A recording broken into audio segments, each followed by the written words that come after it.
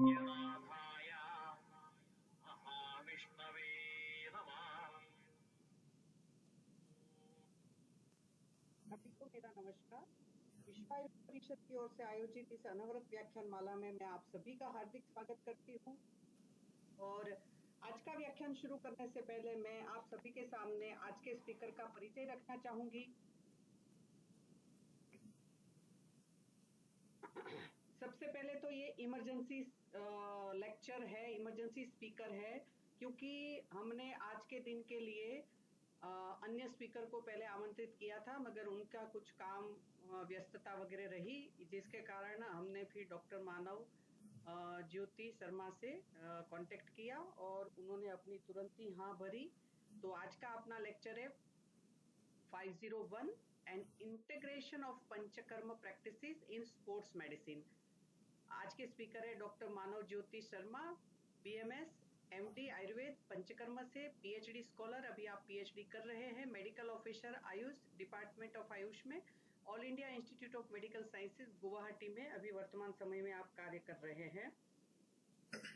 आपकी जो मैंने सीवी पढ़ी मुझे बहुत ही अच्छी लगी। आपने 4 बार अलग अलग विषयों में गोल्ड मेडल टॉप किया है, आपने हाईएस्ट मार्क्स स्कोर किए हैं और बहुत सारे अन्य सब्जेक्ट में भी आपने हाईएस्ट मार्क्स लिए हैं, तो बहुत सारे अवार्ड भी आपने जीते हैं। आपने अपनी एमडी की पढ़ाई ऋषिकुल कैंपस हरिद्वार, उत्तराखंड आयुर्वेद यूनिवर्सिटी हरिद्वार से आपने पूर्ण की है। इसके सिवाय आप अलग अलग जगह पर मेडिकल ऑफिसर के पद पर भी आप कार्यरत रहे हैं, तेजपुर डिस्ट्रिक्ट में, शिवसागर डिस्ट्रिक्ट में, माजुली डिस्ट्रिक्ट एंड गोलाघाट, तो अलग अलग जगह पे आप रहे हैं, वहां भी आपने अपनी सेवाएं दी है। एज ए लेक्चरर पंचकर्म भी आपने अपनी सेवाएं दी है। All India north eastern institute of the Ayurveda and homeopathy Shillong Meghalaya में आपने लगभग 1.5 साल तक इसमें काम किया है और अभी वर्तमान समय में 1 मार्च 2024 से आप Ayush medical officer all India institute of medical sciences में वर्तमान समय में आप कार्य कर रहे हैं।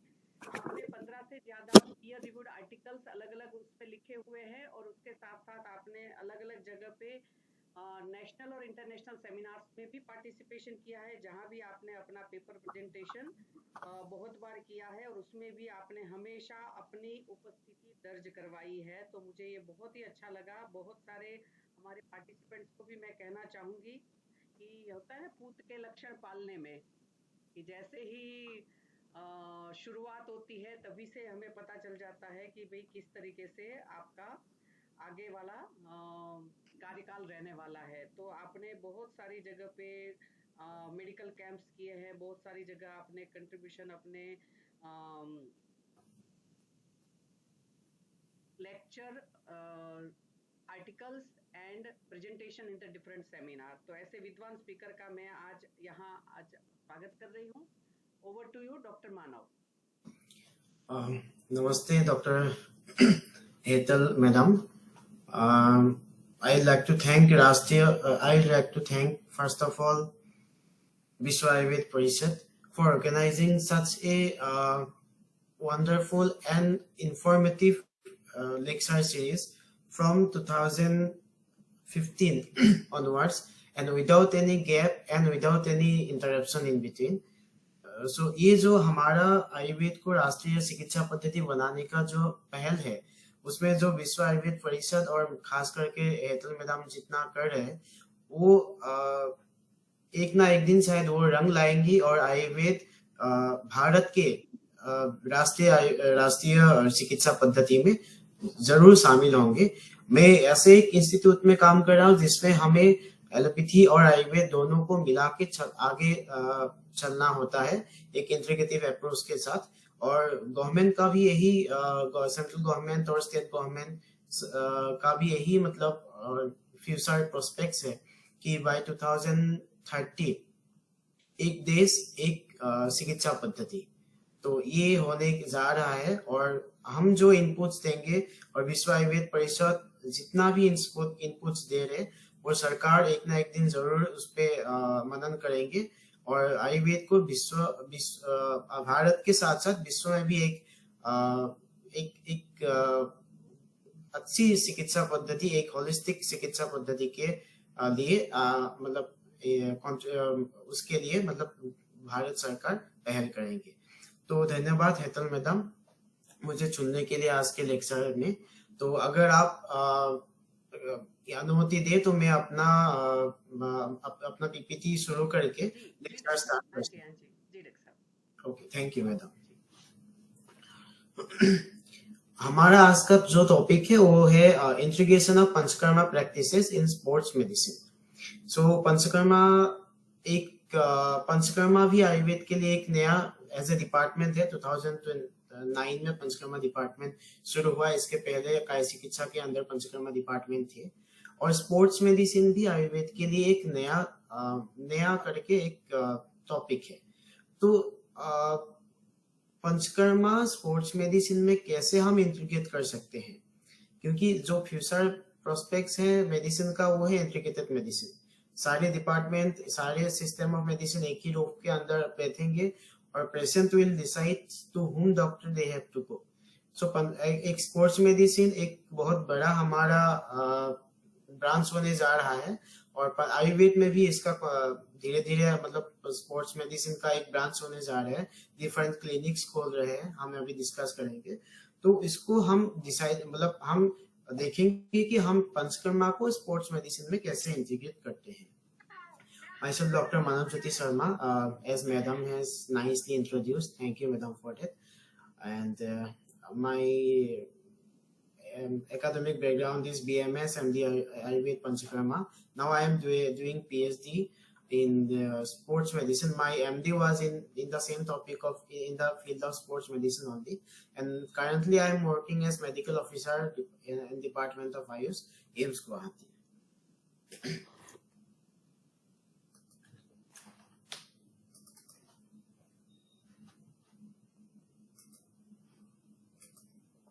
So we are starting our presentation and talk. So as we know, sports is a not new topic to the Indians.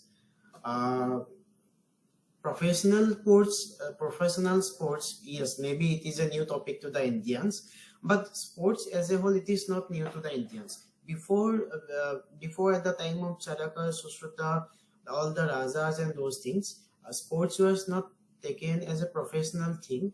It was a part and parcel of the human being. It was a part and parcel of the childhood. It is a part and parcel of the adulthood and all these things. But side by side sports के साथ जो हमारा wars होते थे, battles होते थे, वो भी बहुत महत्वपूर्ण थे। तो एज ए स्पोर्ट्स और वार उसका जो भी इंजरी था, डॉक्टर्स जो आयुर्वेदिक डॉक्टर्स थे एंशिएंट इंडिया में, वो लोग ट्रीट करते थे। तो ये दो जो वार्स है, Mahabharata war and the great war of Mahabharata and great war of Ramayana, उसमें जो लिखा गया है, उसका जो महाभारत एंड रामायण हमारे पास ग्रंथ है, तो उसमें हमें बहुत सारे इंजुरीज का हमें रेफरेंस मिलता है। Different types of injury we will discuss. And as a whole sports injury बोल के उनको नहीं मतलब बोला गया है, पर डिफरेंट टाइप्स ऑफ इंजुरी हमें मिला गया है। और जिसको अभी के era में, in this present era, we can correlate those injuries to the sports injuries. And different types of treatment procedures were also mentioned, because where there is injury at any time of the history, there should be or there may be some kind of treatment. So all these type of treatments were mentioned in the classics. In Mahabharata, Ramayana, Puran, Veda, all these things are mentioned nicely. So introduction to Ayurveda and Panchkarma. As we know, Ayurveda is a science of life and art of healing. It is an Indian medical heritage, and now it is going to be one of the medical system of the world. Most of the countries of the world and SAARC countries and WHO countries have adopted Ayurveda either as a treatment procedure or as an alternative treatment procedure. So Panchkarma, as you know, we practice the localized treatment mainly in Panchkarma. We don't prefer, Panchkarma specialists don't prefer giving medicine to the patients. They prefer some kind of localized treatment procedures, and preferably biopurification. Route of drug administration in the Panchakarma practice is subcutaneous, dermal, nasal, rectal, etc. Like for example, Abhyanga, PPS, those things, subcutaneous, dermal, route of drug administration. Nasal is the nasal route of drug administration. Rectal, parectal, that is the rectal route of drug administration. So, what is sports injury? What is sports actually? First of all, uh, sports may be kind of two kind. One is which we play for our entertainment. It is a kind of non-professional sports or the game. Some sports we play for the for kind of professional, as a part of the professional. So those are professional game or sports. So in both kind of sports, either it is professional or non-professional, the injuries are obvious, because when you go, there is a chance of injury. When you run, there is a chance of injury. When you play football, then also it is a chance, there is a probability of injury. Okay, so every activities of human life, there is a probabilities of injury, and sports is those kinds of activities where we exaggerate the activities than the normal. That's why there is very much the sports person they are very much prone for any kind of injuries. Injuries that most commonly occur either during the warm up or during the practical events. There are three parts of one sports we have to understand. One is the warm up before the main event, that is the warm up. Then the main event, that is the, suppose one player is playing the football. This is the main event for him. Before playing the football, he have to go certain exercises to warm up his body. This is the warm up. Then post sports, because after the sports he cannot do anything. He have to take rest for at least certain times. He have to do some cooling exercises for certain times. Those are post sports events. So in that three phases injury may happen to the person, and those injuries are termless sports injury because these are related to the sports. What are the risk factors of sports injury? Repeated microtoma. When you run for a long time, or for in a short duration for a long time, that repeatedly microtoma is happening to your ankle or kind of leg. Then excessive load. When your capacity is suppose 10 kg, but you are lifting weight of 15 kg directly, but you are or 20 kg directly, it is a excessive load to your body. Then less recovery time. This is the most important. We all have to consider when we are teaching the sports injury. Less recovery time means when you already had exposed to an injury, then you should have some specific time, a particular time to get recovered, to get the body tissue to be healed. So that particular time when you not giving to the body, then the body, that person or the body or the tissue is prone for the injury again. So these things are the main risk factors. Excessive load, less recovery time, repeated microtoma. These things are the risk factors for the sports injuries commonly. So what is the prevalence? So whoever is engaged in sports, among them 40.4% is having the high probability of having sports injury. And among them 42 are, yes madam. हाँ, किसी participants ने है ना थोड़ा share किया है कि आपकी आवाज थोड़ी लो आ रही है, तो थोड़ी सी हाई स्पीच अगर रखेंगे ना आप, ओके मैडम, थोड़ा सा, हाँ, बच्चों को ओके रहेगा। ठीक है madam. Okay.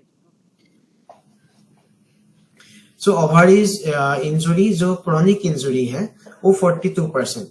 As a person from Ayurveda or the Panchkarma, we should very much careful to the chronic injuries, because for acute injuries people will go to allopathy. It is obvious, because when there is excessive pain, swelling is there, fracture is there, people should go to allopathy first, because they have some medicines which can instantly relieve the pain and those things. But when chronic injuries come, then I think Ayurveda or the Panchakarma people have some great scope in that. So in the picture we can see there are different types of different sites are there, and the prevalence is there, and from that we can say that injuries are very common to the lower part of the body, especially foot and ankle, then the knee region. In that parts injuries are very common related to the order compared to the upper part of the body.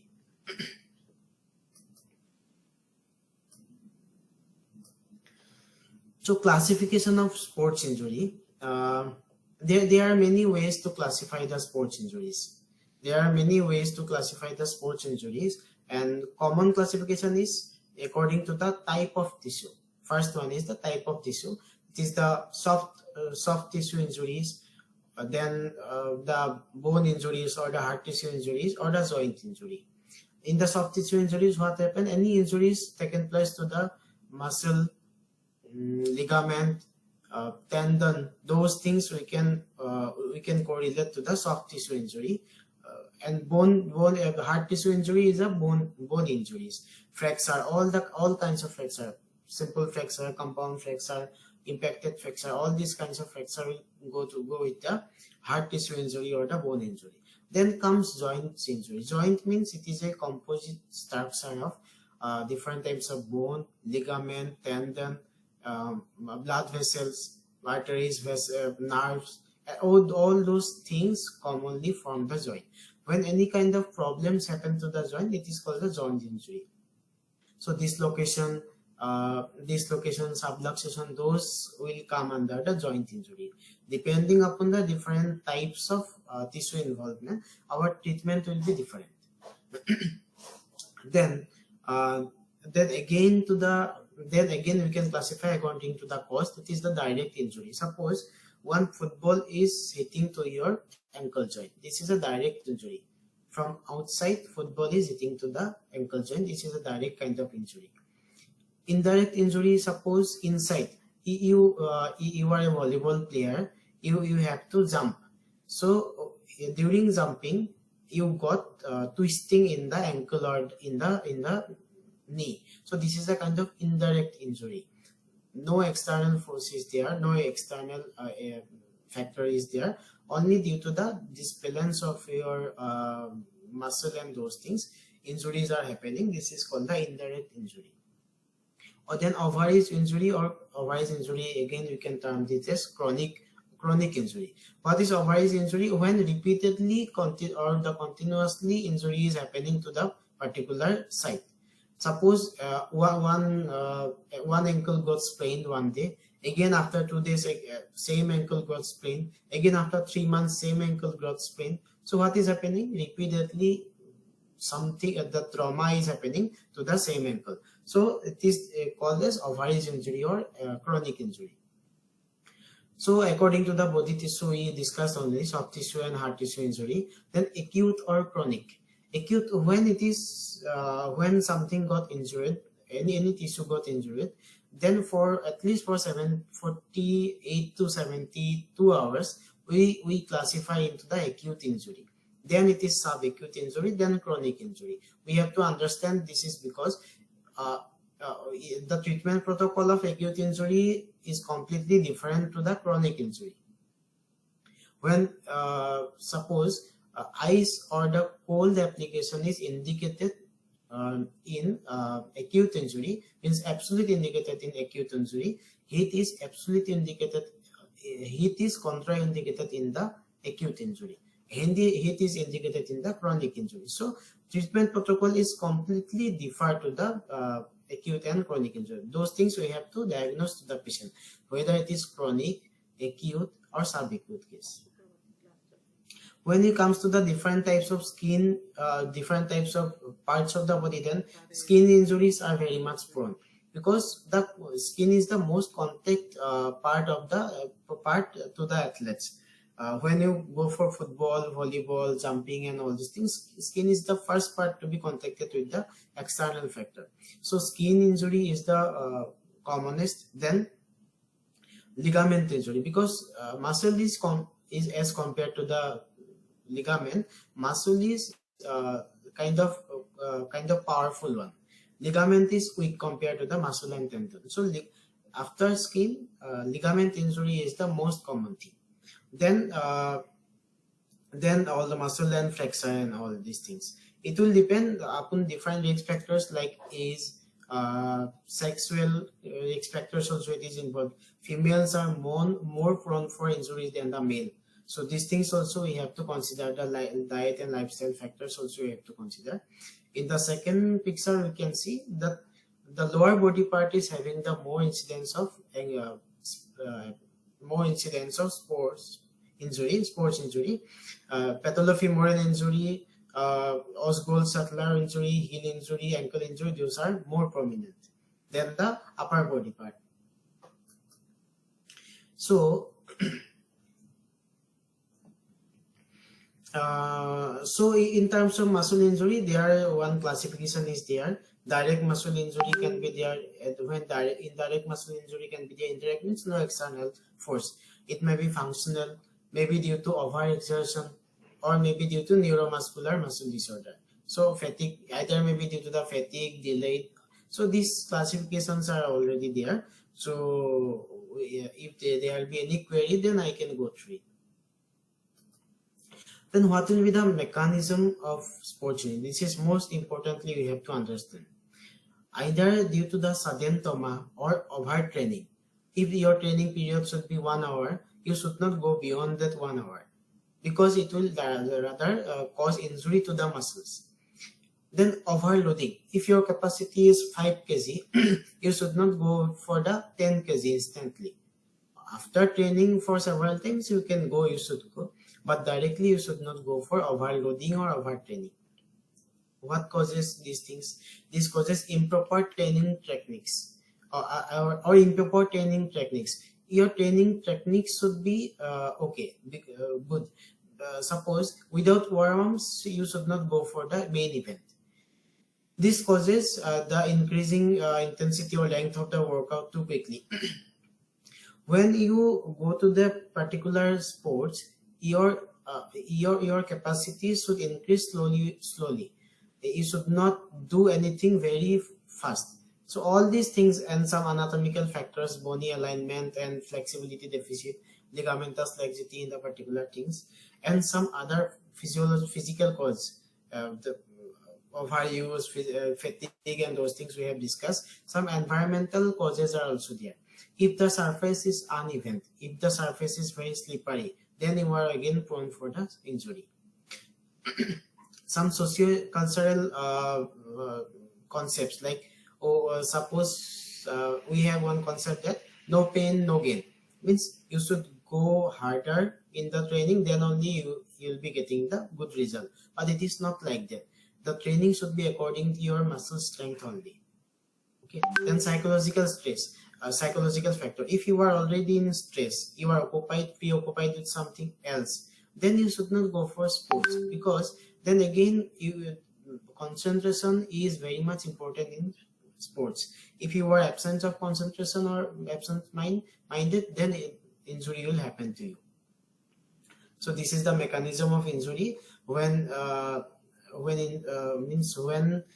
anything crosses the limit, then micro tear happens simply.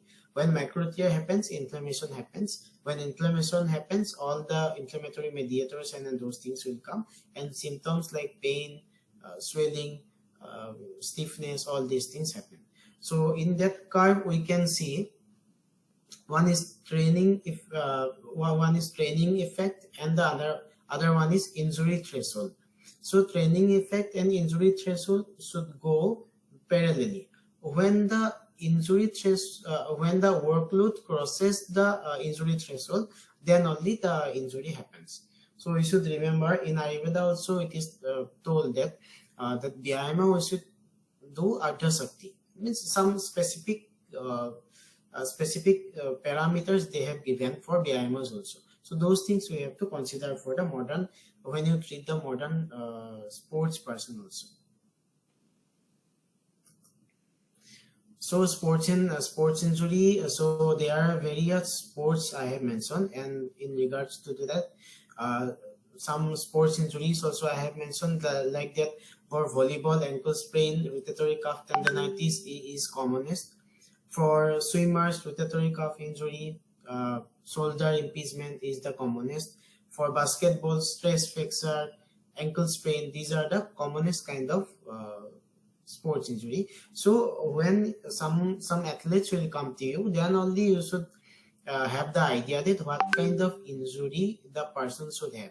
Suppose one boxer is coming to you, then her or his injury may or should be in the hands or the face only primarily. There may be some another injuries also, but primarily so that hands or face, the upper body, shoulder dislocation, hand injury, and mallet finger, and those things may be the commonest kind of injury in the boxer. Like in tennis, lateral epicondylitis, tennis elbow is the commonest kind of injury we usually find. So when any the athletes will come to you, then only you should have to remember, or you should have the idea that these kinds of athletes should have or may have these kinds of injury. So the concept of Ayurveda sports injury, is there any concept of Ayurveda injury, sports injury, or the sports medicine in Ashtanga Ayurveda? The answer will be no. There is no concept of direct reference of sports medicine in Ashtanga Ayurveda. Then how can we proceed? Because patients are coming to you, then you have to give the treatment. Then how should we proceed? We should have some references. No? Without the references or the background, we cannot do any treatment. So in Ayurveda, Ayasa is the term for physical exertion. Then Vyayama is one term is there. When Ayasa when we do the Ayasa to get the sthirata, we call it Vyayama. Means the programmed Ayasa or the programmed physical activity, we call it Vyayama. And when Vyayama for a purpose, either for entertainment or for professional, then we call it as Kriya, means the sports or the game. So Kriya word is already there. We are having so many references of the word Kriya, like Kriya Bhumi, Astanga Hridaya, Bala Kriya, all these things are there in the context of pediatrics, Bal Yoga. Then Prana Visar Vidya reference, we can get the reference that if the Vaidya is efficient to treat the complications of Vyayama, that he is called as the Prana Visar Vidya. Okay, and some another injury references also there, like Karna Srabo. In the context of Karna Srabo, it is mentioned that if one person is continuously going to the water, means when he is in contact with the water, then he may have the Karnasrava Vyadhi. So who is continuously have the contact with the water? A swimmer is a swimmer. So a swimmer have a high chance of Karnasrava. In Badhiri, it is mentioned that when when a person is exposed to high pitched voice, then he is prone for Badhira. So in Sutar, Gan Sutar have a high chance of Badhira. By these things, we can make one pillar, we can make one base for Ayurveda sports medicine. Then only the house of Ayurveda sports medicine we can build. So already we know allopathy has sports medicine. So what is the need? The question is why we are proposing Ayurveda sports medicine. See, in the sports medicine, after all the treatments of sports medicine, also one problem is there, that is the recurrence. Recurrence is the high recurrence is the one failure of the sports medicine. Then adverse effect of the all the NCIDs, NSAIDs and all these things. This is the common two problems that modern sports medicine persons they are facing. So what should be or what will be the Ayurveda sports medicine benefits? They should have Ayurveda sports medicine is having, so far as the different kinds of researches are going on, Ayurveda sports medicine have the better healing. It is non-invasive, either orally medicine or Panchkarma. Panchkarma, all the Panchkarma are non-invasive or minimal invasive therapies. Then less or minimal adverse effect. Regarding the adverse effect, we should know that Ayurveda or the Panchkarma have less adverse effect than the contemporary system of medicine. So from this background, we can say that we should have or we must have in future, in near future, of course, a Ayurveda sports medicine branch. So in this picture, we can see the different types of injuries or different kinds of games. Rather, I don't know whether I should call these activities games or some other activities. But in that activities, injuries was there, and injury was treated by the Ayurvedic physicians in ancient India.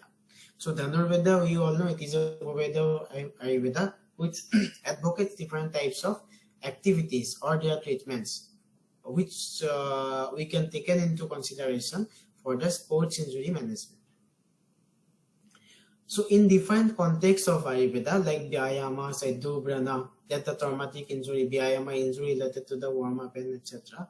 Sandhigata vata, joint-related injuries, Snayugata vata, ligament, tendon-related injury, muscle-related injuries, we can study under Mamsagata vata, vital point-related injury, we can study under Marmagata vata.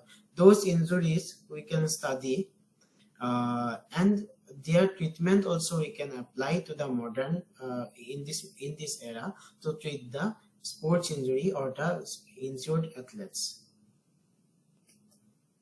So what happens? So before going to the Vikriti, we should know the physiology or the Sharik Kriya of the athletes. So athletes are not same as the common human being, because they are more prone for Vata aggravation. Why? Because they always go for activities. When activities are commonly happening to one person, Vata will be aggravated. And why Vata will be aggravated? Because Laghu Guna will be increased, Ruksha Guna will be increased, Sukshma Guna will be increased, then Chala Guna will be increased. Those Guna will increase the Vata in that person. Then what about the Manasik dosas? Rajaguna. Rajaguna is prime important for the athletes, because athletes should have the kind of confidence, the kind of positive ahankar in her or him. Then only he can go for competition. So Rajaguna is very much important for the athletes. Dhatukshaya. So when athletes they are doing their warm up and all, Dhatukshaya is obvious to the athlete. So then when all these things are happening, then Agni Dipti, Dhatu Agni, Jathara Agni, Dhatu Agni, and all these Panchabhuta Agni will be Dipti in that person. And but during the warm up or any kind of event, Vega Dharana will be there. It's obvious that any kinds of game, the athletes will have to go for Vega Dharana. That will indirectly again causes Vata aggravation. Then Sweda Pravritti. So these are the physiological changes which will occur during activities to the athletes. So these things we have to take in care for the treatment purpose. So between the Vata, Pitta and Kapha, basically Pitta will be aggravated along with Vata. it will depend again different kinds of in relation to the different kinds of sports. Suppose for one runner who is continuously running, then Vata dosha will be aggravated. For a chess player whose maximum work in the brain only, his kapha will be there. But when it comes to the boxing, then pitta will be prominent, or pitta should be prominent in that person, then only he can do the boxing. So different sports person should or may have different kinds of algorithm of the शारीरिक and मानसिक doshas.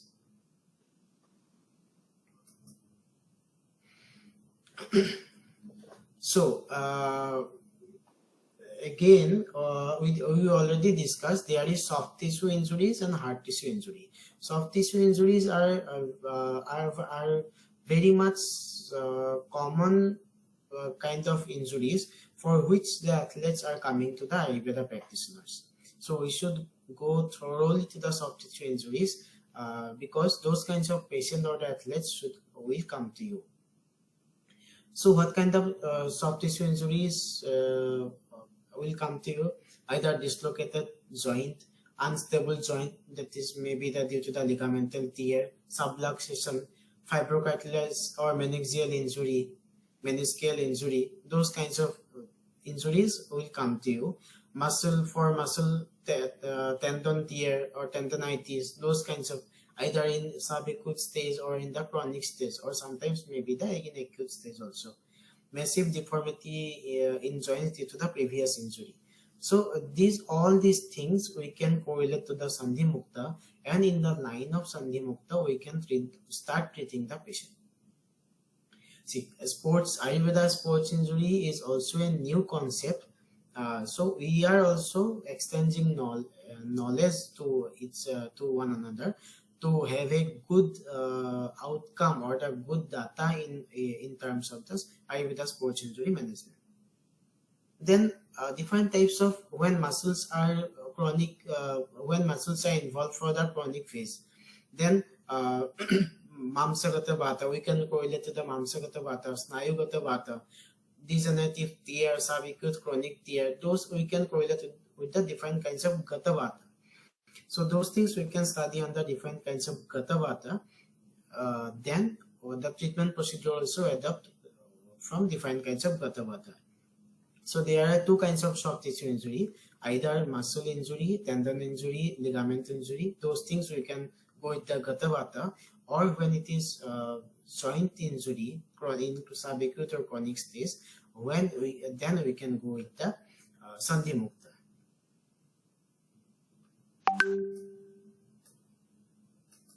So when it comes to the hard tissue injury, this is a very typical injury. Means the hard tissue injury means the bone. Either it is bone fracture or it is subluxation or dislocation of the joint. So there are Bhagna Chikitsa and Bhagna treatment, all these things are mentioned, but we have to be very typical in treating those kinds of things, because in acute there are many factors we have to see in treating Bhagna in acute stage. But in chronic stage, one symptoms mostly happens to the Bhagna, to the fractured person. There is the post-fracture stiffness or complex regional pain syndrome. What happens actually after fracture, when it is treated with Ayurveda, allopathy or whatever the system of medicine, after that also some people used to develop kind of stiffness, pain, redness, all these things frequently to the specific joint. We call it post-fracture stiffness or complex regional pain syndrome. Those things we can treat with Astibaha Shrotadosti Chikitsa. That is the Panchkarma and all these things. So in that part, Ayurveda have positive things. Then I think we should adopt that part also, means post-fracture complication also to the athletes. So acute sports injury management. So acute sports injury management in modern, they prefer with the price protocol. What is price? First to protect the part. If any sand is there, means first to wash it, then just protect it from the further injury.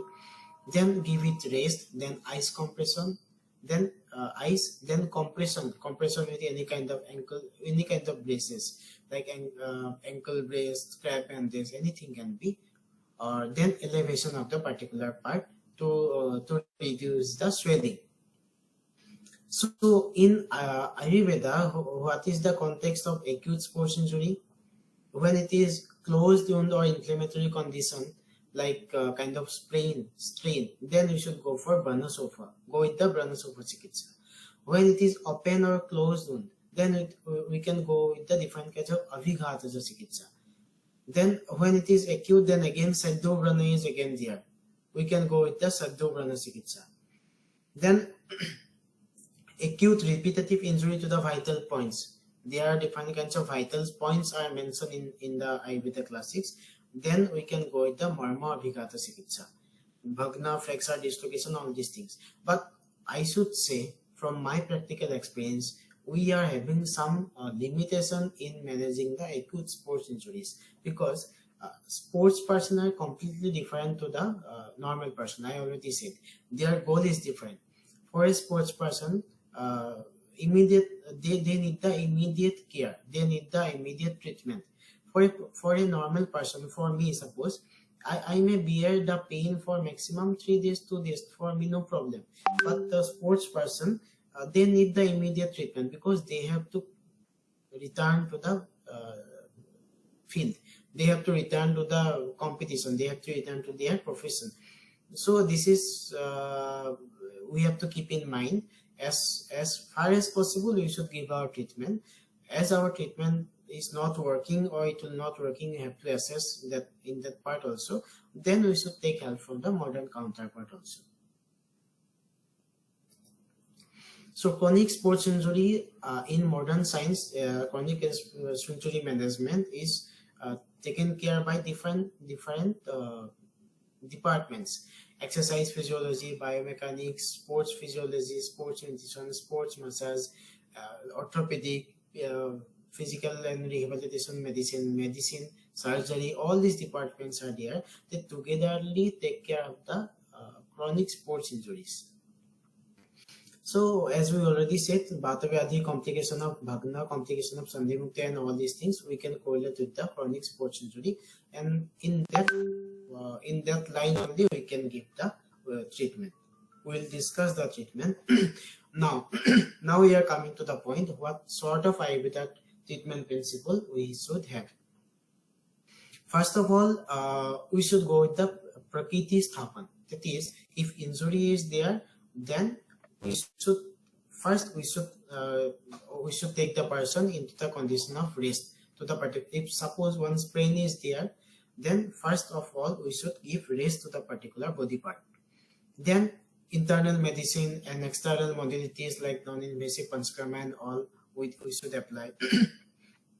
Minimal invasive modalities like Apnikarma, cupping, those things, Jaloka we can apply.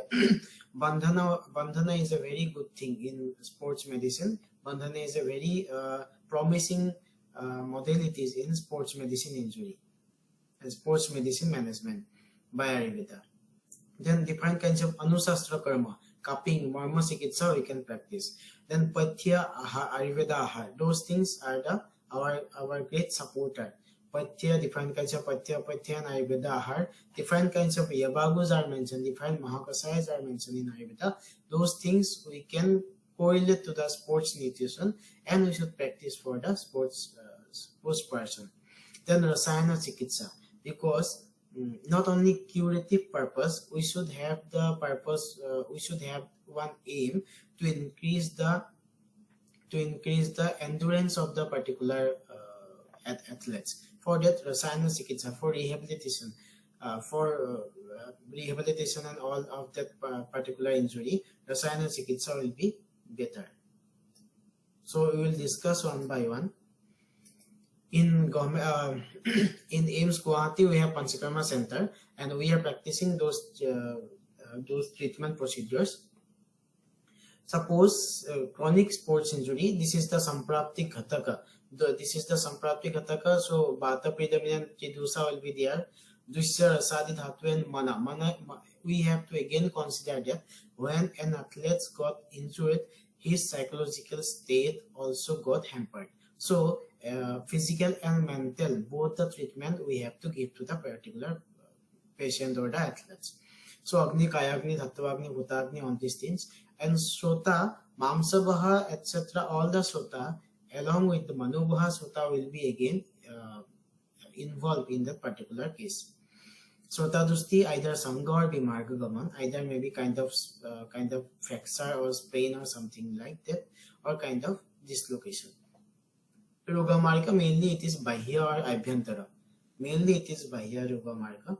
And Samana Chikitsa, Sodhana Chikitsa, along with Sattva Bhajai and Yoga. Those things we can adopt in reference to different stages of the sports injury and different types of sports injury. What kind of treatment we should go? We should mainly go through the Santarpana Chikitsa, because sports person already, I have said Dhatuksaya is main causative factor of sports injury. We should go with the Santarpana Chikitsa. Then Rasayana Chikitsa for the promotion of the athletes, for the promotion of the muscle tone, ligament tone and muscle power and those things. Dhatugata Chikitsa, which muscle is involved? Either skin, rasadi or mamsa, or ligament, that is the snayu, kandara, etc. That is the Rakta Chikitsa will be there, or the bone, that is the Asti Dhatu. Means Dhatu Chikitsa we can adopt, because then that is the pinpoint Chikitsa. Dhatu Chikitsa we can adopt. Then again we can go with the Guna Siddhanta Chikitsa. When we cannot fix one, when we cannot diagnose one sports injury properly, when you cannot fix one sports injury properly, then we can go with the Guna Siddhanta Chikitsa. Then Panchabhabotik Chikitsa. All these types of Chikitsa can be incorporated in the sports medicine, Ayurveda sports medicine. Here in this picture, one ankle sprain patient is there, chronic ankle sprain. We went through Patra Potli, Sweden. In that person, he is a runner. The second person who was a runner person, he had complaint of plantar fasciitis. As we know, runner will be for runners. When the surface is uneven, their shoe is not proper for that runner, then he will complain of the plantar fasciitis and all these things. So we went for Agni Karma. Agni Karma of that particular, with Salaka Agni Karma in that particular patient. Sometimes we can go with the modified Agni Karma also. We'll discuss. So sports injury management, some orally medicines are also there. Ogupulu, Rasna, Nirikundi, Sallaki, Ashwagandha, Bala, Goksura. These kinds of all these kinds of treatment, all these kinds of single drug we can practice. Rasayana, Surna, Panchatikta, Bugulu, Krita, Lakshadi, Gukulu, those kinds of, these are some examples only. There are many kinds of, formulations we can use. Then Dhanvantaram Kasayam, Mustadi Marma Kasayam is also there. It is very effective in sports injuries. Dasamula Rista, Rasna Sapta Kasaya, all these things we can use according to the dosa involvement. Then stage of injury. Suppose one patient of sprain may have first degree sprain, second degree sprain, third degree sprain, or fourth degree sprain. We have to very specific which degree sprain we are treating with. For different stage of sprain, there the treatment module or the treatment procedure will be different. Then from different types, all the Taila preparation, Mahanarayan and all the Taila, Muribenna Taila, Karpasastadi Taila, all these things we can apply for the sports injury. But again, which dosa is involved, that we have to very particular about. So Panchkarma approach to the sports injury, we know orthopedic is there, PMR is there, sports medicine is there. Then why Ayurveda or the Panchkarma? There are some benefits of Ayurveda sports injury, Ayurveda sports medicine. Early recovery with promising healing. Ayurveda and Panchkarma helps in early recovery with promising healing. Then prevent RSD, that is we discussed now, reflex sympathetic dystrophy. Means after injury, particular muscle or the particular tendon or ligament may be affected, get atrophied. It is called RSD, that which is due to the wrong bandaging, which actually modern sports medicine person do, but we don't do kind of long bandaging. We kind of do rebandaging. It is the one of the main difference or the kind of positive difference in Ayurveda in addition to the sports injury. We do rebandaging, means again and again we do bandaging rather than bandaging for the long duration, which rebandaging will reduce or prevent the RSD. Then prevent post-traumatic stiffness. Our all Abhyanga and Svedana prevents post-traumatic stiffness. Then allow limited range of movement in bandage. So inside the bandage we allow limited range of movement. Now the concept is coming to the modern sports injury management also, that limited range of movement should be advocated as soon as possible. So but Ayurveda is advocating the limited range of movement inside the bandage only. Early pain relief with external application. Actually we don't give NSAIDs and all these things, but our local applications sometimes are more efficacious in relieving pain than the diclofenac and all these things. It is so many researches are going on, and some researchers have proved these things. Start rehabilitation whenever pain subsides. So this is the main point we all should remember. When we are treating to the sports person, rehabilitation is having the prime importance for them. As soon as possible, we should make them active. We should make them to play. So for that, Ayurveda aims early rehabilitation to the patients. So our treatment procedure can be of we can divide in the 3 parts: pre-event, event, during event, or post-event. Suppose in post-event, pranayama, rasayana, those things will be very much effective for their endurance and those things. During event, sattvaja, chikitsa, and patya, because during event we cannot give the medicine because urine test and all these things will be there. We cannot say now also that Ayurveda medicine, maybe some phytosteroid may be present in some medicines. During this event we cannot give all this medicine. That's why some Panchkarma and Patya and Satyavaja Chikitsa, for building the confidence to the patient, we can adopt those treatment procedure. Pre-event, regarding to the suppose one patient is one athlete, he is a boxer. So for him, Mamsasara is very much important than rest of the Sara. So we should increase the Mamsasara in that person. Suppose one person is a chess player. For him, Kapha Prakriti, Kapha is very much important for his intellect, concentration and those things. So we should give the Kapha increasing Ahar Bihar. So all the Dinacharya and those things we have to practice.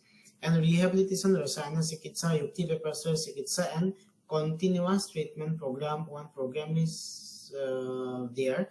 We call it CTP. In that program, Panchkarma people, Sangha people, and all can collaborate, and we should have one program for the rehabilitation of the athletes. So Panchakarma, what different kinds of Panchakarma you should practice? Right from Sambhahana, Abhyanga, Bhaspa, Svedana, Upanaha, Pichu, all these things we can practice. Naisya, Rapta, Mokshana, and other some modalities also, like Agni Karma, modified Agni Karma, means Patra Agni Karma. We do practice modified Agni Karma, that is Patra Agni Karma. Then Viddha Karma, Rapta, Mokshana, Bandhana, cupping, all these things we can practice. Here there are the indications of different kinds of Panchakarma. Suppose Bandhana, now we should have very much cautious in which Panchkarma we should practice when. Like Bandhana, because time is already 1 hour, going to be 1 hour. So Bandhana we should practice in kind of acute injury. When it is acute injury, acute sprain, acute strain, tendonitis, then we should go for Bandhana. We do practice Murivenna Bandhana mainly. Pariseka and Dhara, either acute or subacute stage. In acute stage, we should remember we should not go for Abhyanga, we should not go for PPS, we should not go for any kind of Mardana kind of treatment in acute. We should go for Bandhana, Parisek, Lepa. These three are the main treatment principle in the acute injury, and the temperature of that oil or the medicine should be cold, means in the normal, not hot. In acute injury, we should remember hot application is contraindicated. In Brahmasopha Chikitsa also Sita Pariseka is indicated. So we should go for Sita Pariseka, Sita Bandhana, Sita Lepa only. Then Upanaha in subacute and chronic stage, Sthanik Basti, all the Kati Basti, Janu Basti and all these things we should practice in the subacute or chronic stage, either in kind of muscle strain, ligament strain, joint problem, nerve problem. We can practice all these things. We all know that indication of Kati Basti, Janu Basti, etc. But we should practice according to the stage of the injury. Sambahana in acute or subacute stage. When we cannot go for Sthanik Basti, we can go for Sambahana, Lepa and those things. Abhyanga, we always go for Abhyanga when it is either subacute or chronic stage only. Mardana only in the chronic stage, or kind of rehabilitation in promotion of athletes' performance. In those particular fields only, we should go for Mardana and Unmardana. Nari Swedana, we can go in the acute, subacute or chronic stage. In acute stage, we should not go for Nari Swedana. Abhagaha, all these things are mentioned. Cupping is a very much interesting modalities nowadays. When it is muscle strain or muscle wasting or muscle sprain, stiffness, then we should go for cupping. Agnikarma, when it is tennis elbow, golfer's elbow, means any kind of epicondylitis, tendonitis, enthesitis, then we should go for Agnikarma. Viddha Karma also same situation. Then Pichu, when suppose in shoulder joint we cannot go for Sthanik Basti, then in that context we can go for Pichu. Marma Chikitsa we should practice in our day-to-day life to give relief to the athletes. Different kinds of repetitive soft tissue injury, chronic musculoskeletal injuries, we can go with the Marma Chikitsa. Then here are some examples. In acute stage, main symptom is the Ruja, Rakta and Tridusar Prakopa is there. This is the Samprapti. Then 0 to 4 days maximum. We should go for Bandhana, like Murivenna Bandhana, Pariseka, Lagu Panchamulak, Shiradhara, Pariseka, cupping, Lepa. These things we can use. These are having the tremendous results. In subacute stage, Dhara, that is the 5 on an average 5 to 14 days. Snayu Sandhi Asti Mamsa Gata Bata, we can correlate. Involvement of Rakta is also there. That's why Dhara, Upanaha, Utsadana, Bandhana, Pariseka, Rakta Mokshana, those things we should practice. Jaloka with cupping, means the blood cupping, Sirabed, Agnikarma. So all these things are having the tremendous effect in the subacute to chronic stage. In chronic stage, after 14 days, 1 month, in relation to some diseases, it is 1 month. In some diseases, it is 14 days. Then Sambahana, Abhyanga, Patrapotli Swedan, Jambira Pitna Swedan, SSPS, Swastik Salipinda Swedan, all these things, Basti, all the internal Panchkarma, Basti, Nasya, Mridu Virechan, we can practice in the chronic stage. It is having the most important effect in the chronic stage. Then what is the mode of action actually? Because when you know the mode of action, then we can implement it. Actually, Panchkarma increases the local blood circulation. It increases the local metabolism, fasten healing, increase muscle, ligament, tendon, tone, and power. When you introduce Panchakarmas are basically medicated, Snehan and Sweden. All these things increases local blood circulation, local temperature, which increase the local metabolism. When metabolism increases, the healing capacity or the healing procedure or the healing process increases or the fastens, which instead means which increases the muscle, ligament, or tendon, tone, and power. So what an athletes need? An athletes need the less of symptoms. Pain should be reduced, swelling should be reduced, stiffness should be not there. Okay, so these things can be achieved by Panchakarma, and he needs the better performance. Again, this better performance also he can adopt by the help of Panchakarma. So Ayurveda sports nutrition. In regards to the Panchakarma, we do practice Samsarjana Krama. Samsarjana Krama, we do practice Peyadi Krama, that is the Peya Manda Bilapi, those things. Tarpanadi Krama, Laja Sattu, all these things. Rasadi Krama, different kinds of rasa preparations. So when you are treating a athlete, his diet, he will come with the diet question of diet also. Doctor, what diet I should have? So okay, modern dietitians are there. Sports nutrition is again a separate branch, but from Ayurveda, what we can prescribe, we can go with different kinds of yavavus, we can go with different kinds of Peya Manda Bilepi, means medicated Peya Manda Bilepi, which we have Balya Mahakasaya, we have different kinds of Dhatugata Sikitsa, Ekala also this for the Dhatugata Sikitsa. We have different kinds of treatment protocols are there. In relation to that, we can make different kinds of Peya, different kinds of Bilepi, different kinds of Yavagus for that particular athletes, because for every patient the requirement will be different. For a chess player, his need is the concentration, more brain power. For a football player, his legs should be, muscle power should be his concentration. He will be more concerned to the muscle power only. When it comes to the gun shooter, his concentration and some kind of visual power, those things we can consider. And when it comes to the guna, then pichila, stigdhan, guru guna drugs or the ahara we can prescribe to the athletes. Instant energy, psychosomatic coordination, long-term stamina, boosting immunity and healing and recovery. Those third area we have to consider when we are preparing any kind of diet to the athletes, because these are very much complicated thing. That's why I'm making it very simplified.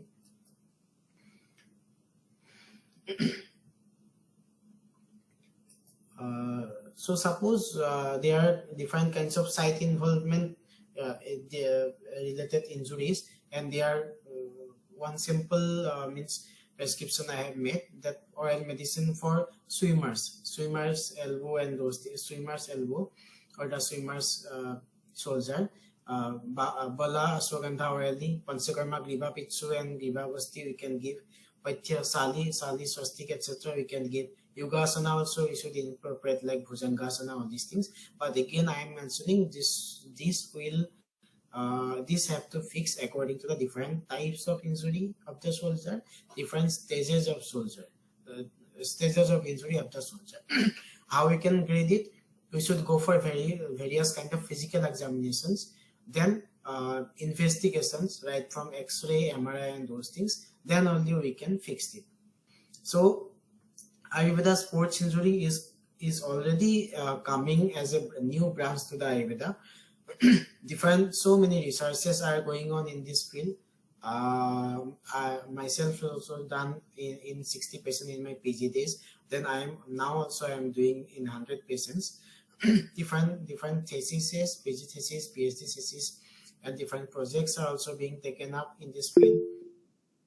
In Kerala, there is a department of Indian system of medicine, Indian system of sports medicine, sports Ayurveda, and Kerala doctors are doing great job. In NIS Jaipur, one course they have made, that is the MSc in Mermology and Sports Medicine. In All India Institute of Ayurveda, Delhi, they are having one special clinic in sports medicine. So all these things simply tells us that we should consider sports medicine as a topic of research, as a new branch in Ayurveda.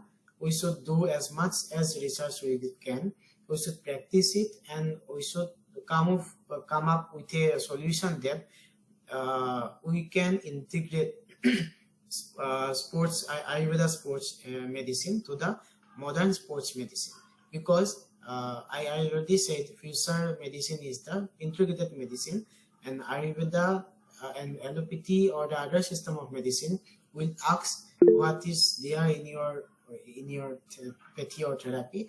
Then you should come up with a concrete data. Then this is the thing. These are the researches we are doing, and we can contribute to the sports medicine.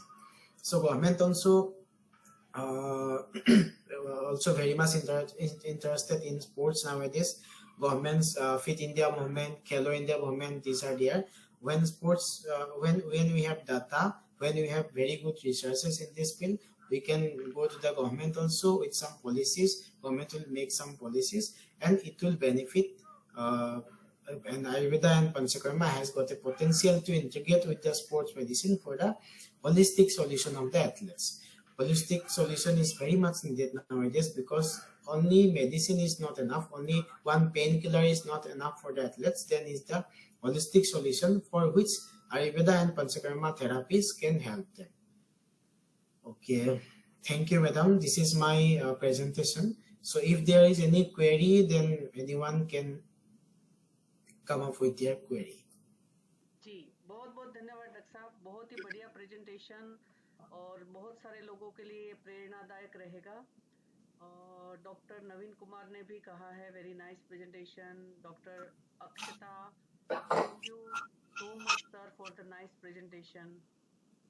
और doctor Anupama मोंगा जी भी कहती है very nice presentation. बहुत ही बढ़िया topic भी था कि जहां हम स्पोर्ट्स में आयुर्वेद की बातों को इन्वॉल्व करके एक बहुत अच्छा समय आयुर्वेद के लिए ला सकते हैं। डॉक्टर जसबीर कौर भी बता रही है nice presentation and new concept. बिल्कुल सही कहा डॉक्टर जसबीर। और डॉक्टर ममता ने हैंड रेस किया है, तो डॉक्टर ममता आप अपना प्रश्न पूछ सकते हैं।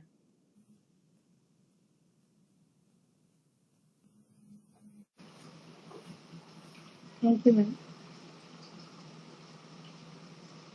मुझे सुन पा रहे हैं?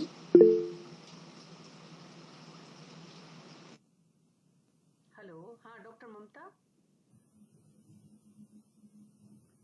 हेलो हेलो हाँ डॉक्टर ममता, हाँ पूछिए बेटा। मैम, जो चोट है पुरानी हो गई और स्पोर्ट्स इंजरी, तो उसके लिए भी सेम ट्रीटमेंट होगा क्या? डॉक्टर ममता मैडम, एक्चुअली एथलेट्स में ना बहुत अलग अलग किस्म के चोट लगती है। जैसे एक स्विमर्स को क्या होगा, उनके बाजू में मतलब शोल्डर्स में ज्यादा चोट लगेगा। एक क्रिकेट प्लेयर्स को क्या होगा, हाथ में या पैरों में लगेगा। एक फुटबॉलर्स को पैरों में ज्यादा लगेगा। तो we have to diagnose what kind of injury is this, because मतलब क्लासिफिकेशन में बता दिया कि किस टाइप का इंजुरीज होता है। क्लासिफिकेशन के कौन सी कैटेगरीज में आता है। सपोज उनके मसल में आया इंजुरी, देन उसके लिगामेंट में आया या फिर होल जॉइंट में आया, पहले उनको हमें देखना पड़ेगा। उसके बाद लिगामेंट में आया तो लिगामेंट का कौन सी ग्रेड का इंजुरी हुआ। लिगामेंट में इंजुरी हुआ, पार्शियल टियर है, कंप्लीट टियर है। मतलब आपका पूरा लिगामेंट एवल्सन हो गया या फिर छोटा सा उनका ग्रेड 1 का है, ग्रेड 2 का, उसके ऊपर आप उसके बाद हमें देखना पड़ेगा कि कितना दिन हो गया, एक्यूट इंजुरी है, सब एक्यूट है, क्रोनिक है, उसके बाद हमें देखना पड़ेगा कि कौन सा ट्रीटमेंट लगाना पड़ेगा। तो ये जब आप प्रैक्टिस करेंगे तो ऑटोमेटिकली आते रहेंगे। बेसिकली जो आपका क्वेश्चन है तो क्रोनिक इंजुरी के लिए शायद आपने पूछा है। क्रोनिक इंजुरी में जो हमारा वातव्याधि का लाइन ऑफ ट्रीटमेंट होते हैं, जब क्रोनिक हो जाते हैं अल्टीमेटली दूसरा जो वातव्याधि होता है, तो वातव्याधि का जो ट्रीटमेंट होता है उसको आप एडॉप्ट कर सकते हैं। उसके बाद उसके पहले आपको डायग्नोसिस में एटलीस्ट सीटी स्कैन, एमआरआई और एक्सरे करा के उसको मतलब कंफर्म करना पड़ेगा कि डायग्नोसिस क्या है। क्योंकि देखिए एक थोड़ा सा डिफरेंस है, हम जब स्पोर्ट्स मेडिसिन करते हैं और नॉर्मल ओपीडी करते हैं, स्पोर्ट्स पर्सन क्या होता है, स्पोर्ट्स उनके लिए ब्रेड एंड बटर है। अगर आज इंजुरी हुआ, उनका ये कि उनको स्पोर्ट्स में जाएंगे, खेलेंगे, तभी उनको मतलब पैसा मिलेगा, खेलने पे ही पैसा मिलता है। नॉर्मली हमें ओपीडी में जो पेशेंट आता है उनका करियर अलग होता है। तो स्पोर्ट्स पर्सन के लिए रिहेबिलिटेशन या पेन मैनेजमेंट बहुत इमरजेंसी में होता है, तो इसलिए हमें देखना होता है और बहुत एक्यूरेट भी होना चाहिए।